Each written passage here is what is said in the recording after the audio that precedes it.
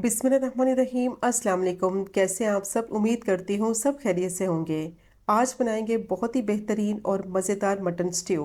बहुत ही टेस्टी बनता है और जब आप इस रेसिपी को एक दफ़ा ट्राई करेंगे तो मैं दावे के साथ कह सकती हूँ कि आप इसको बार बार बनाना पसंद करेंगे। और दावतों के लिए बहुत ही परफेक्ट रेसिपी है। मिनटों में ये बनकर तैयार हो जाता है और बनाना भी इसको बेहद आसान है। बहुत ही टेंडर सॉफ्ट जूसी इसका मटन होगा और बहुत ही टेस्टी इसका मसाला बनेगा। तो बहुत ही कम स्पाइसेस के साथ इसको बनाया जाता है, लेकिन खाने में ये उतना ही जायकेदार और लाजवाब है। तो बस वीडियो को आपने स्किप नहीं करना, वीडियो को आपने एंड तक देखना है ताकि रेसिपी आपसे मिस ना हो। और अगर आपको रेसिपी पसंद आए तो चैनल को भी ज़रूर सब्सक्राइब करें। तो चलें शुरू करते हैं इसको बनाना। 1 किलो मटन लिया है। मटन को मैंने अच्छी तरह से धो लिया था। धोने के बाद इसको मैंने छलनी में रखा था आधे घंटे के लिए, ताकि इसका जितना भी एक्स्ट्रा पानी है वो सारा निकल जाए और मटन अच्छी तरह से खुश्क हो जाए।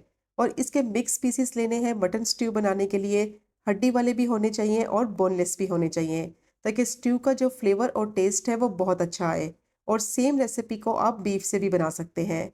तो मटन के पीसेस ज़्यादा बड़े भी ना हो और ज़्यादा छोटे भी ना हो।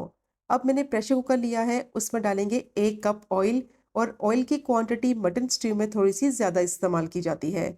अब ऑयल को अच्छी तरह से गर्म कर लेंगे और साथ ही मैं इसमें डाल दूंगी प्याज। 3 मीडियम साइज की प्याज ली थी, बारीक प्याज को मैंने स्लाइस कर लिया था। और अब प्याज को फ्राई करेंगे। मीडियम टू लो फ्लेम पे प्याज को फ्राई करना है, क्योंकि प्याज का कलर चेंज नहीं होना चाहिए, कलर इसका ट्रांसपेरेंट ही रहना चाहिए। बस इसको इतना फ्राई करेंगे कि प्याज थोड़ी सी सॉफ्ट हो जाए। क्योंकि मटन स्ट्यू में ज़्यादा प्याज को ब्राउन नहीं किया जाता, बस इसको इतना पकाया जाता है कि ये थोड़ी सी सॉफ्ट हो जाए। तो प्याज को बस मैंने 2 से 3 मिनट के लिए फ्राई किया है मीडियम टू लो फ्लेम पे। और प्याज थोड़ी सी सॉफ्ट भी हो गई है और इसका कलर भी ट्रांसपेरेंट ही है। तो प्याज को बस इतना ही फ्राई करेंगे और अब इसमें डालेंगे कुछ साबुत गरम मसाले, जिसमें 1 टीस्पून मैंने ज़ीरा लिया है, 1 टीस्पून साबुत काली मिर्च, 4 से 5 लौंग, एक बड़ी इलायची, 4 से 5 हरी इलायची और 3 छोटे टुकड़े दालचीनी के लिए हैं। अब दोबारा से 1 से 2 मिनट के लिए गरम मसालों के साथ इनको फ्राई करेंगे, ताकि अच्छी सी खुशबू आने लगे गरम मसालों की और इसका फ्लेवर जो है वो प्याज में आ जाए। तो बस 1 से 2 मिनट के लिए मीडियम टू लो फ्लेम पे मैंने प्याज को दोबारा से गरम मसालों के साथ फ्राई कर लिया है। अब इसमें मटन डालेंगे और साथ ही मैं इसमें नमक ऐड करूंगी। और नमक इसी पॉइंट पे ऐड करना है, ताकि जब अच्छी तरह से मटन को भूने तो नमक का फ्लेवर जो है वो मटन में अच्छी तरह से एब्जॉर्ब हो जाए। तो 1 टीस्पून मैंने इसमें नमक डाल दिया है। अब इसको मिक्स करते हुए 1 से 2 मिनट के लिए पका लेंगे, ताकि मटन का जो कलर है वो पिंक से थोड़ा सा वाइट हो जाए। तो बस मीडियम टू हाई फ्लेम पे इसको मैंने 1 से 2 मिनट के लिए अच्छी तरह से पका लिया है। और इसका थोड़ा सा कलर भी चेंज हो गया है। और जैसे ही मटन की भुनाई कर लेंगे थोड़ा सा इसका कलर चेंज हो जाएगा, तो इस स्टेज पे इसमें डालेंगे अदरक लहसुन का पेस्ट। और 2 टेबलस्पून भर के मैंने इसमें अदरक लहसुन का पेस्ट डाला है। 1 kg मटन में ये बिल्कुल परफेक्ट रेशो है।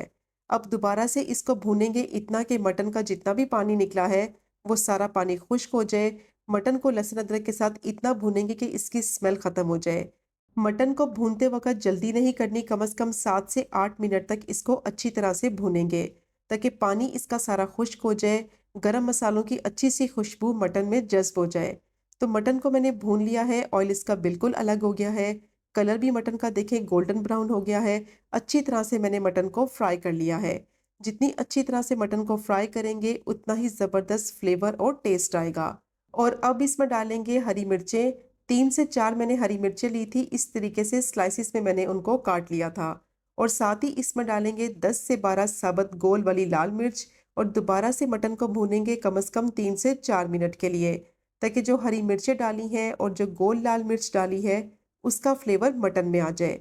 तो इसमें बहुत ही कम स्पाइसेस का इस्तेमाल किया जाता है, सिर्फ हरी मिर्चों के फ्लेवर में ही इसको बनाया जाता है। इसमें स्पाइसेस का इस्तेमाल बिल्कुल नहीं किया जाता, लेकिन बहुत ही टेस्टी ये मटन स्ट्यू बनकर रेडी होता है। तो अगर आपको ज़्यादा स्पाइसी पसंद है तो हरी मिर्चों की क्वांटिटी आप अपने हिसाब से भी ऐड कर सकते हैं।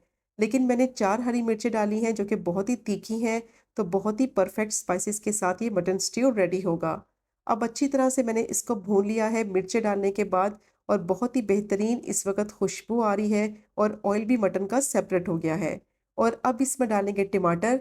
3 मैंने मीडियम साइज़ के टमाटर लिए थे, स्लाइसिस में उनको काट लिया था। और अब मटन को गलने के लिए रखना है, तो उसके लिए इसमें पानी डालेंगे। तो मैंने इसमें 1.5 कप पानी का इस्तेमाल किया है। टमाटर पकेंगे उसका भी पानी निकलेगा, तो इसलिए पानी की क्वांटिटी कम ही डालेंगे। अब इसको मिक्स करेंगे, मिक्स करने के बाद इसको कवर कर देंगे और जैसे ही विसल बोलेगी तो विसल बोलने के बाद कम से कम 15 मिनट तक इसको पकने देंगे। मटन है तो बहुत जल्दी ये गल जाएगा और इसको प्रेशर कुकर में बना रहे हैं तो इसलिए इसको गलने में ज़्यादा टाइम नहीं लगेगा। और अगर आप इसको बीफ से बनाएंगे तो 20 से 25 मिनट में गोश्त आसानी से गल जाएगा। तो अब इसको चेक कर लेते हैं। 15 मिनट हो गए थे इसको पकते हुए।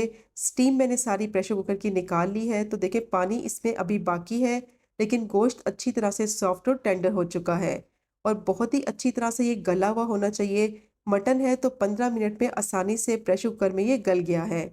और अब इसको खुले मुंह वाली कढ़ाई में ट्रांसफ़र करेंगे और मीडियम टू हाई फ्लेम पे अच्छी तरह से पका लेंगे, ताकि जितना भी पानी है इसमें बाकी वो सारा खुश्क हो जाए। फ्लेम को मीडियम टू हाई रखेंगे ताकि पानी इसका जल्दी से ड्राई हो जाए।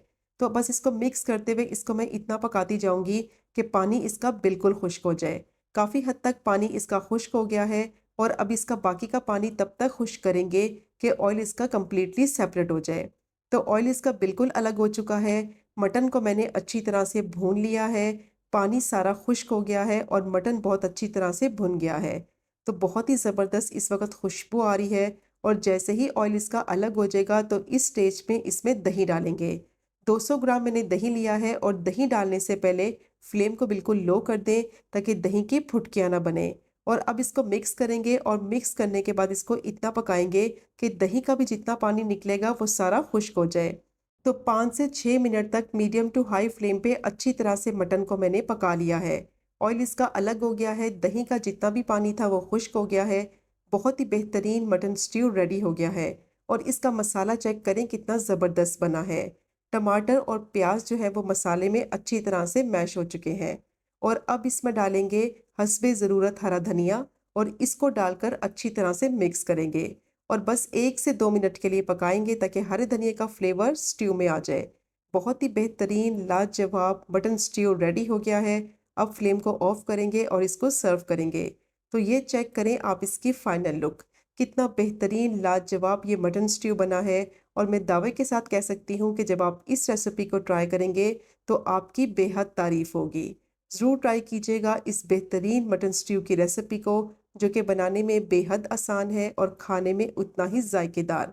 और अभी मैं आपको चेक कराती हूँ कि इसका मटन कितना सॉफ्ट, टेंडर और जूसी बना है। तो बहुत ही बेहतरीन ये मटन स्ट्यू बनता है, ज़रूर ट्राई करें। और अगर आपको आज की वीडियो पसंद आए तो चैनल को सब्सक्राइब करें, वीडियो को लाइक करें और शेयर करें। इंशाल्लाह मिलेंगे अगले कुकिंग व्लॉग में फिर एक नई रेसिपी के साथ। तब तक मुझे अपनी ख़ास दुआ में याद रखें। अल्लाह हाफिज़।